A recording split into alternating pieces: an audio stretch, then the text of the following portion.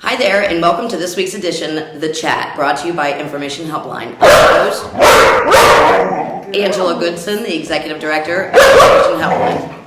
And as you can see here today, we have some very rowdy guests, Luna Lucille and Roxy Pearl. Roxy doesn't want held at the moment.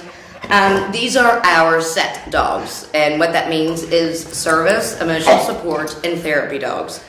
Luna and Roxy were purchased from a breeder up in Bluffton, Ohio on October 13th. We were able to bring them home. Roxy Pearl, the barker over here, was fully sponsored and paid for by the Ohio County SPCA. Luna Lucille, the more quiet one on my lap, which is my dog, was purchased by two anonymous donors. These girls are sisters. They did come from a very reputable breeder called Flynn's Aussies. I highly recommend them if you are looking for Australian Shepherd and take care of their dogs. They're very great health-wise dogs. The goal for these two dogs, I am Luna Lucille's handler, and Marissa is Roxy Pearl's handler, although Roxy did get to spend the entire weekend with me. Hey! And as you can tell, they feed off of each other a lot. They are completely different dogs when they're by themselves, but when they are together, they are what we refer to as a hot mess. They are service dogs in training, so you will see them out in the community. I walk around town with them a lot. We're trying to socialize them right now.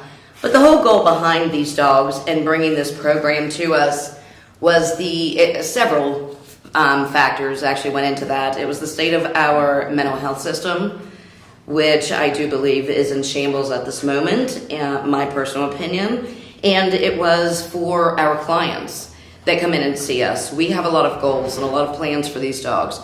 Just having them here and people petting Luna and Roxy and seeing them and spending time with them, it helps them feel more comfortable and more relaxed, and people are often more inclined to open up to us, I think. Mm-hmm. I've noticed a different change since we've had the dogs. Yeah, they feel more comfortable. Probably 0.5% of people that come in here are actually afraid of the dogs, but we let everybody know that, we do have set dogs on site. They are at work with us every day.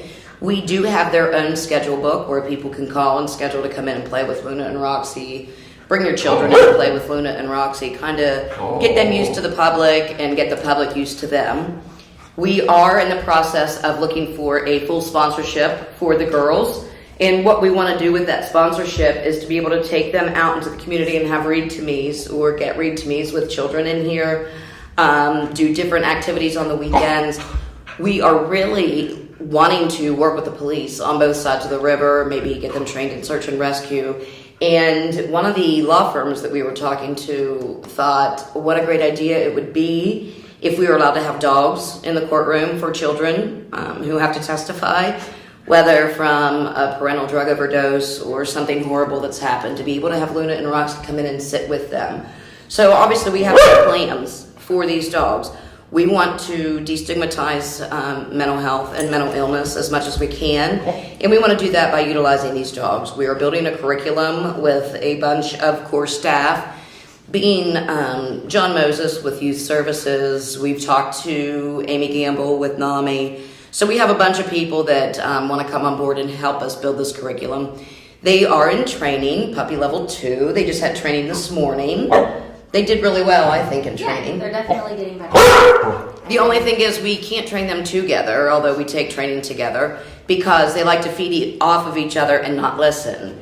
And our trainer, Roxy from Petco, did remind us that while they are good and they have learned a lot, they're going through teenage years right now, and this is the attitude that's to be expected from them. They are trying to let us know that they're our boss, which clearly, as you see, it looks like they are. My neighbors are having a hard time wondering if I'm walking the dogs or if the dogs are walking me. And I right now think that it's the girls that walk me. So we are working through some struggles with them that way, but I think for the most part, they're great dogs. They're very smart, very intelligent. Very intelligent. Oh, man, I have had dogs all of my life, and I have to say I've never had Aussies until now.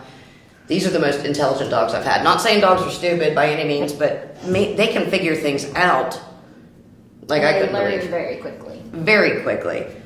They love people, but I feel that Luna is very protective of me. I don't know if Roxy's that way with you. I don't know. If somebody comes near me and we're outside, she will lunge. She doesn't bite. Again, she's 6 months old. But she wants to let everybody know, hey, this is my mom. You are coming too close, and mom, look, somebody's coming up by you. Whether it be next to me, behind me, in front of me. But she may bark at you and scare your face off, but really she just wants to be pet. Although she needs to find a more calmer way to tell people she just wants to be pet before we start taking her into schools. And I think Alex with the library up in Burke County wants to work with us and come in and do some read to me's with the girls. So we have a lot planned for these 2 dogs. If you or your company want to sponsor the girls, just get in contact with me at 304-233-6300. Or if you just want to make a donation to the girls, that's fine. Or if you just want to come in and see the girls and play with them. I think that a lot of people don't understand having a dog in the workplace does allow for a more stress-free workplace at times. And when we need a little bit of therapy from the bad day we may be having, we just reach down and play with the girls for a few minutes. It really does, having a dog in the workplace, I think, make a difference. What do you think? Oh yeah, I've been reading a lot of articles about how it makes you more productive. And I just wanted to say for the people to be able to follow them, she does Facebook Lives. So if you like us on Facebook and follow us, usually once a week we have a Facebook Live with the girls, and people like to see how they're growing and changing, and they're really getting big. When we brought him home, Luna was 6 pounds, Roxy was 9, and now Roxy's 40 pounds at 6 months old, and this one is 33 pounds at 6 months old. So they're big. I think they're bigger than what we thought they were going to be. We thought they were going to be about 35 pounds. I don't think that's the case, but we love them just the same. And a lot of people asked why we didn't get littler dogs to be service dogs, but I think these girls are going to make excellent service and emotional support and therapy dogs. It would be good if we could get them into, I was talking to John Moses about getting them into the Ramahallen Juvenile Detention Center as well, and working with the kids in a residential setting. So I think it would be really good to let the kids learn to train them and maybe teach them some basic commands. I know there's one prison down in Ohio that has a specific dog training program, and they have, I want to say it's like 30 dogs on unit all the time that gets to go to school with the prisoners and sleep with them, and they teach them 120 or 129 different basic commands, and then they go off to become full-fledged service dogs for children with disabilities or things like that. So I think the service dog need is growing in the community, and I'm glad that we were able to jump on board and bring Luna and Roxy on scene. Everybody loves them. They love us, obviously, but just if you come into the office, be prepared. You will get mauled by dog kisses. And Luna, all 73 pounds of these 2 combined together coming at you at once.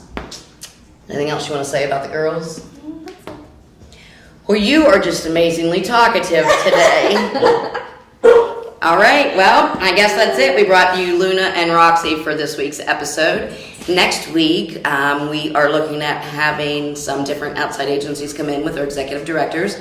And once we get through the executive directors, I think we want to start bringing in staff members. Although every agency has an executive director, there are staff behind that executive director that really make the agency tick and really make that agency work. And that's who works more one-on-one with the community. So I think as we work our way through the directors, it's important that we touch base and you guys all get to meet the staff as well. So stay tuned. Make sure you subscribe to YouTube, to Information Helpline's The Chat, and go and like us on Facebook, and go to our website, www.informationhelplineUOV.org. Thank you for joining us this week. I'm your host, Angela Goodson, Executive Director, Information Helpline. See you next week. Chat soon. Thank you, honey.